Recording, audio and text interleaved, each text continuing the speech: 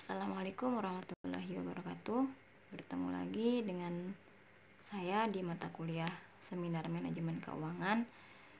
Di pertemuan kedua ini saya akan menyampaikan materi yang sekaligus akan saya rangkum menjadi dua materi ya. Jadi kalau minggu kemarin saya sudah menyampaikan materi yang sebetulnya itu sudah saya gabung antara materi pertemuan pertama dengan materi pertemuan kedua. Sehingga pada minggu ini saya akan menggabungkan materi antara pertemuan ketiga dengan pertemuan keempat, karena materinya bisa digabungkan gitu ya, nggak terlalu banyak. Jadi insya Allah tidak akan memakan waktu yang cukup lama gitu. Oke teman-teman semua, saya mengingatkan kembali bahwa di mata kuliah ini saya hanya akan sekedar memberikan pendalaman materi gitu ya, mengingatkan kembali yang sebetulnya teman-teman sudah terima materinya di beberapa mata kuliah ya. Mata kuliah di manajemen keuangan sudah gitu ya, kemudian di mata kuliah analisa laporan keuangan juga sudah, di mata kuliah investasi dan portofolio juga harusnya sudah gitu. Jadi saya hanya sekedar akan mengingatkan teman-teman semua, siapa tahu mungkin sudah lupa. Untuk materi kita pada minggu ini kita akan membahas materi tentang tools of financial atau alat analisa yang bisa kita gunakan di dalam keuangan gitu ya, di dalam menganalisa laporan keuangan sebuah perusahaan, terutama perusahaan yang sudah go public.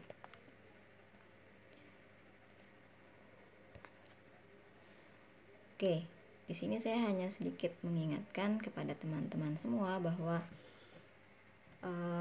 laporan keuangan itu paling tidak dibagi menjadi 3 jenis gitu ya.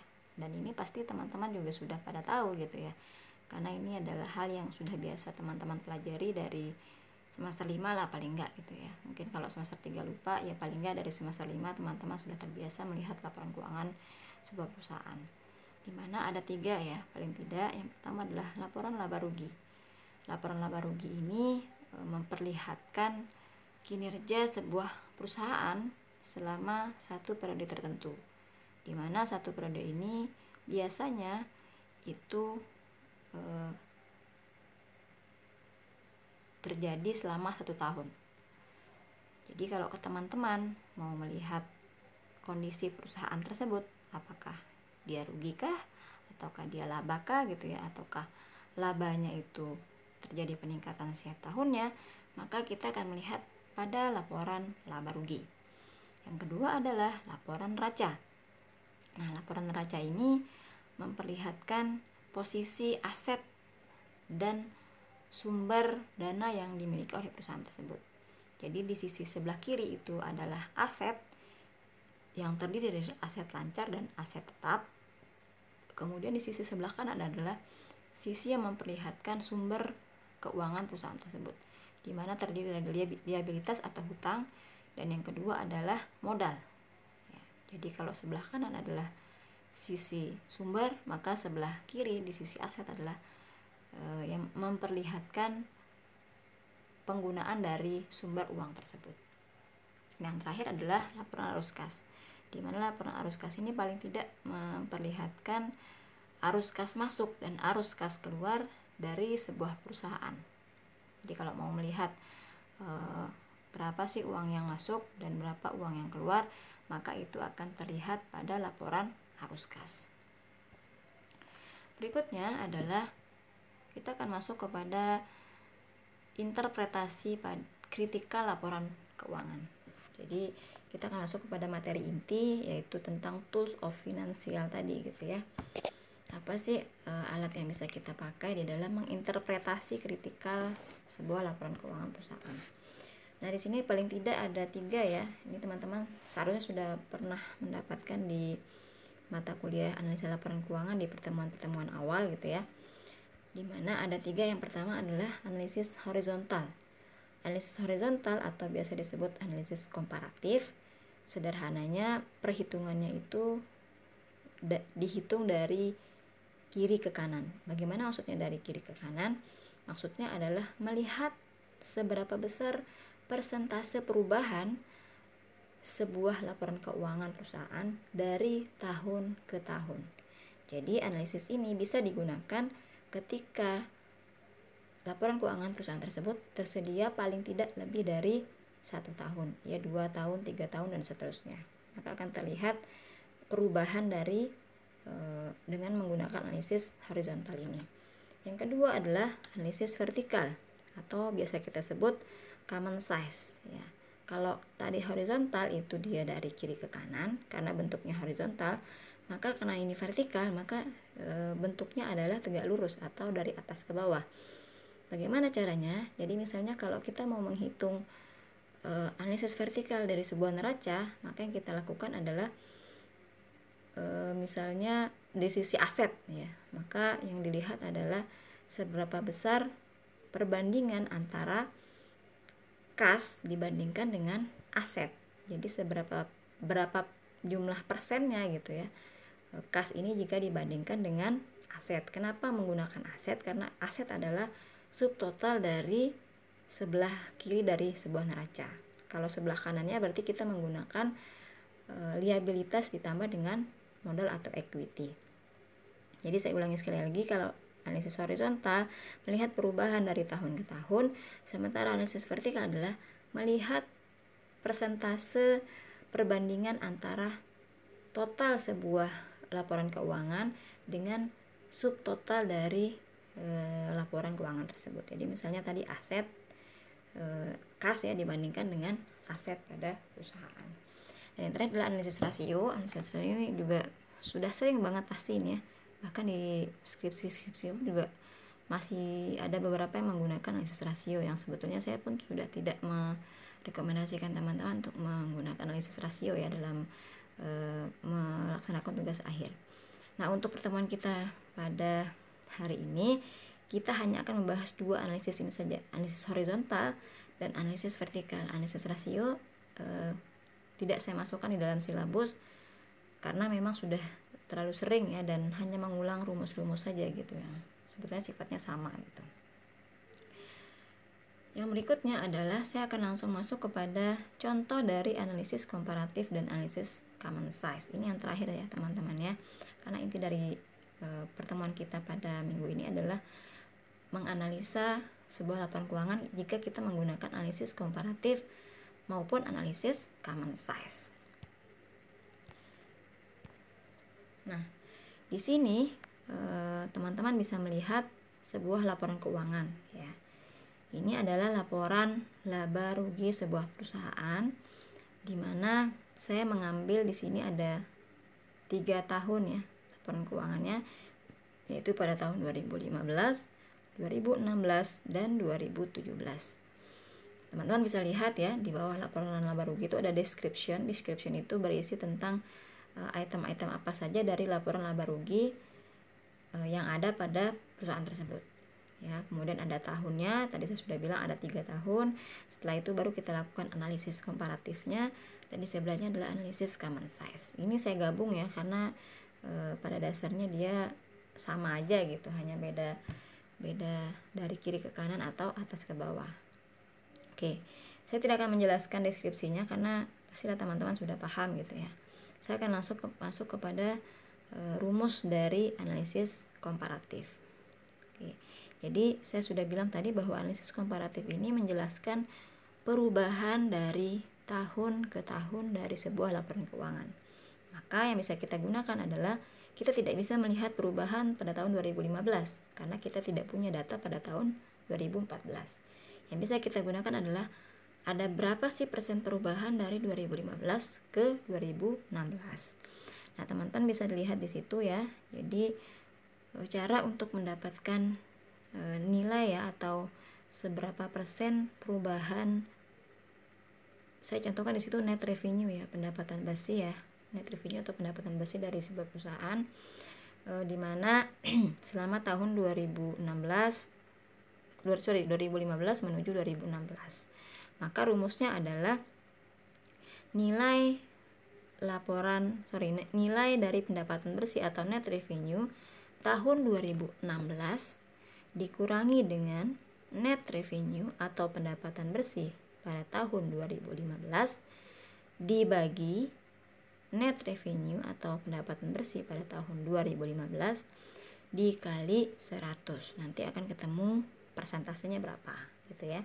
Dan di situ di perubahan 2015 ke 2016 adalah sebesar 23,83%. Ya. Kemudian sama ya, perubahan 2016 ke 2017 caranya juga sama ya. Yang menjadi beda adalah tahun dasarnya. Jadi kalau untuk 2016 ke 2017 maka cara mendapatkannya adalah nilai net revenue pada tahun 2017 ya, dikurangi dengan nilai net revenue pada tahun 2016 dibagi dengan net revenue pada tahun 2016 dikali 100, maka ketemulah hasilnya sebesar 12,35%. Oke, mudah-mudahan bisa dipahami untuk analisis komparatif. Berikutnya kita akan langsung masuk ke analisis common size ya. Tadi analisis common size itu adalah analisis yang digunakan untuk melihat persentase ya atau perbandingan dari total item terhadap sub item dari sebuah laporan keuangan.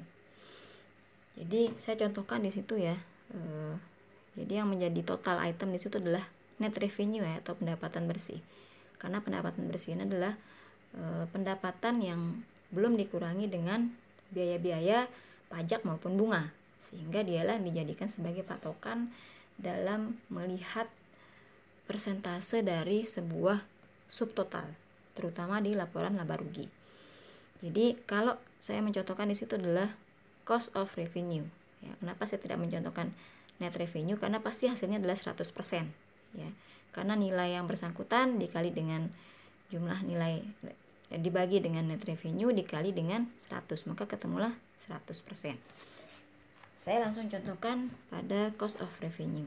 Ya, jadi cost of revenue pada tahun 2015 berarti nilainya adalah 13 triliun ya bla bla bla bla dibagi dengan 14 triliun ya bla bla bla bla, maka ketemulah hasilnya sebesar 90,76%.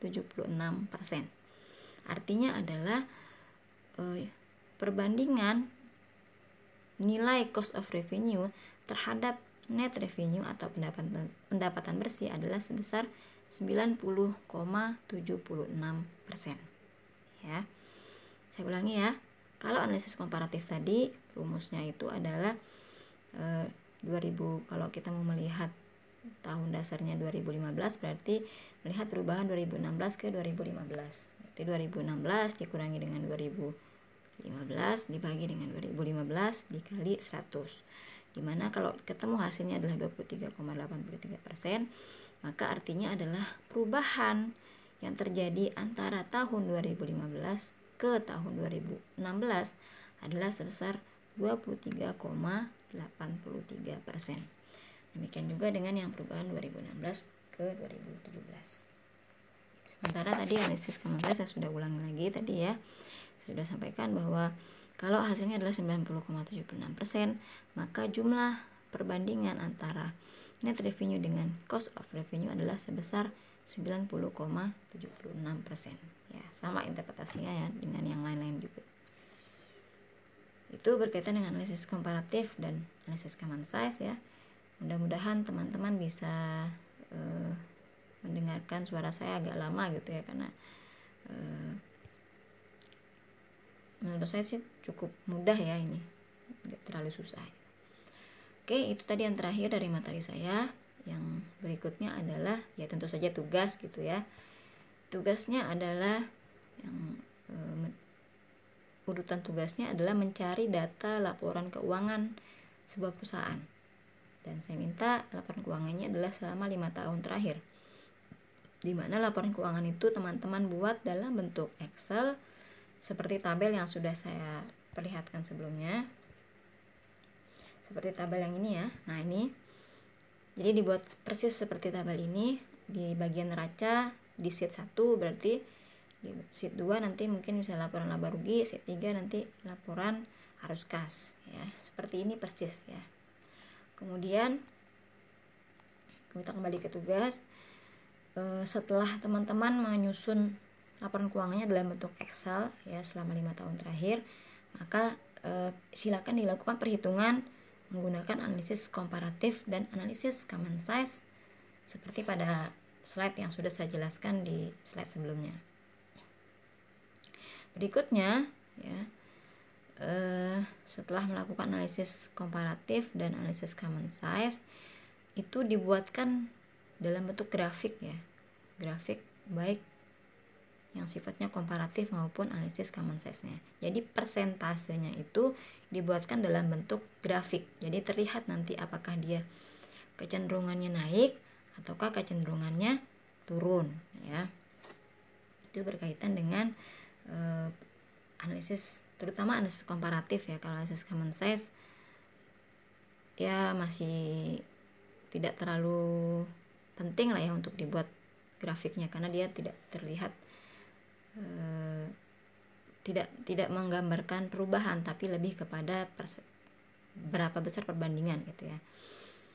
Yang berikutnya adalah, nah setelah dibuatkan tabel dan grafik, tabel tersebut dipindahkan ke dalam Microsoft Word. Jangan lupa di Microsoft Word itu teman-teman harus membuat cover dulu ya. Nanti covernya menyusul saya kasih ya. Setelah cover itu baru nanti ada isi sedikit tentang sejarah dari perusahaannya apa gitu ya. Kemudian baru nanti tentang grafiknya yang menggunakan analisis komparatif dan analisis common size ya. Kemudian setelah dipindahkan ke dalam Microsoft Word, teman-teman lakukan interpretasi pada nilai dari masing-masing analisisnya. Jadi diinterpretasikan dalam bentuk kata-kata. Yang berikutnya ya, jadi file dikirim ke saya dalam bentuk Microsoft Word dan Microsoft Excel, tetapi sudah digabungkan di dalam WinRAR ya, dalam bentuk WinRAR. Kemudian format nama file WinRAR-nya itu adalah nama mahasiswa underscore tugas 1 seminar MK ya. Dan yang terakhir adalah deadline pengumpulan tugas itu pada hari Kamis minggu depan ya, paling telat pukul 8 pagi ya, waktu Indonesia Tengah, dan dikirim ke saya via Japri aja ke WA saya. Oke teman-teman semua, demikian yang bisa saya sampaikan. Jaga kesehatan dan jangan sampai kita terlibat dengan barang haram ya, stop penyalahgunaan narkoba. Mohon maaf jika ada salah-salah kata. Wassalamualaikum warahmatullahi wabarakatuh.